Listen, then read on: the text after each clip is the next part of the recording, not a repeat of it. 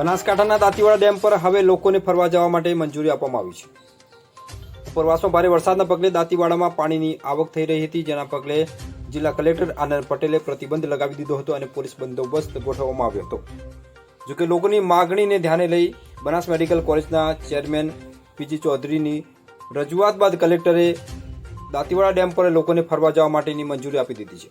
ત્યારે ફરી લોકો હવે દાંતીવાડા ડેમ નિહાળવા માટે જઈ શકશે. દાંતીવાડા ડેમ પર જવાની મંજૂરી મળતા લોકોમાં પણ ખુશાલી છે.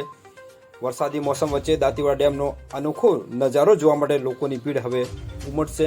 કલેક્ટર દ્વારા પ્રતિબંધ હટાવી દેવાતા લોકોમાં પણ ખુશી જોવા મળી હતી.